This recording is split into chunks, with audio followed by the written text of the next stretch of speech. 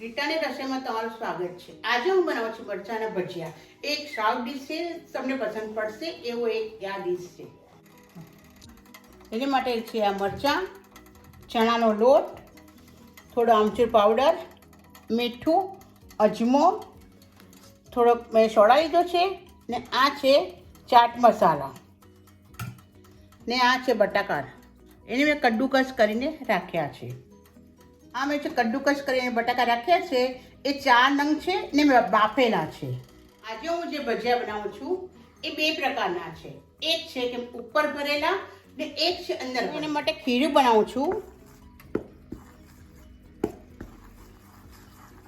ખીરું હમણાં થોડું જાડું બનાવવાનું છે ને એને ખૂબ જેવું હલાવવાનું છે। જોઈ શકો છો તમે, એને આટલું જાડું રાખવાનું છે। હવે એમાં આપણે નાખીશું નમક। નમક તમને જોઈતા પ્રમાણમાં લઈ બાજુથી હલાવવાનું। તમે જોઈ શકશો એકદમ નાનામાં નાની સ્પૂન જેટલો મેં ખાવાનો સોડા લીધો છે। ખીરું આપણું એકદમ રેડી થઈ ગયું છે। બટાકાનો ઉપર ભરવા માટેનો મસાલો કરીશું। થોડી હળદર, 1 સ્પૂન જેટલું ધાણા જીરું, થોડું 5 ચમચી જેટલું લાલ મરચું, નમક,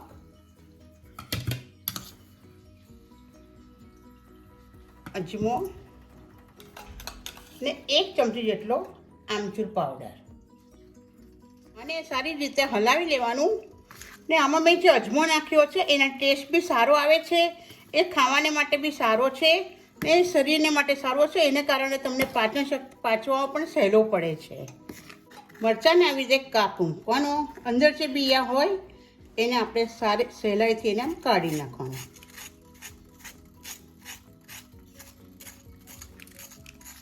બિયા આવી તો મેં કાઢી નાખ્યા છે, તમે જોઈ શકો છો। થોડો તેલવાળો હાથ કરી આપણે જે મસાલો કરેલો હતો એને આપણે એને ઉપર આવી રીતે ભરી દેવાનું છે।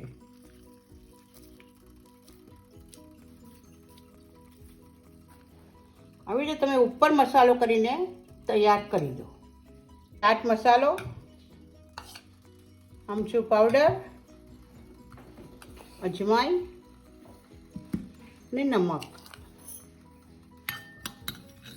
બીજા ટાઈપના ભજીયા બનાવવાના છે જે અંદર મસાલો કરવાનો છે। એ આવી રીતે તમે એને અંદરથી મસાલો કરવાનો છે।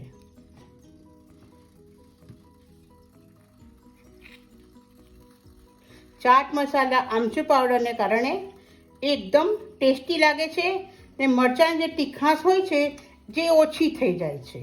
જો આપણે થોડુંક વધારે લેવાનું।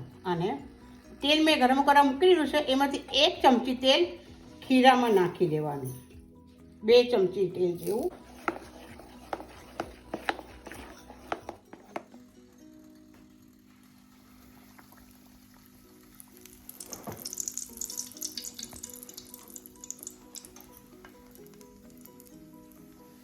ધીરે ધીરે કરીને બધા ભજીયાને તળી લેવાના।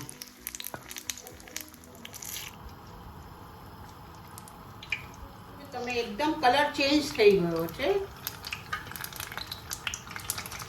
ભજીયા આપણા થવા આવી ગયા, એકદમ કલર ચેન્જ થઈ ગયો છે। મરચાં એકદમ ફાઇન થયા છે।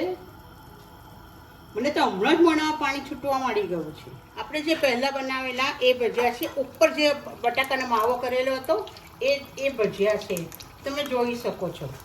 આપણા ભજીયા એકદમ રેડી થઈ ગયા છે, તમે જોઈ શકો છો। એકદમ એનો કલર બી બહુ જ ફાઇન આવ્યો છે ને એકદમ ક્રિસ્પી છે।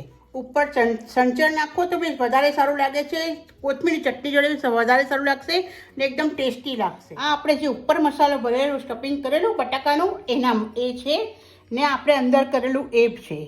બંનેમાં ડિફરન્ટ છે, બંને ખાવામાં એકદમ ટેસ્ટી લાગે છે। તમે જરૂરથી ટ્રાય કરજો, તમને તમારા ઘરના બધાને જ ભાવશે, મને એની ખાતરી છે। રસોઈ આજે મેં તમને બતાવ્યા મરચાંના ભજીયા। તમે ઘરે જરૂરથી ટ્રાય કરજો અને મારી આ ચેનલને લાઈક કરજો અને કોમેન્ટ કરજો, શેર કરજો। હું રીટા કી રસોઈમાં તમને જય શ્રી કૃષ્ણ।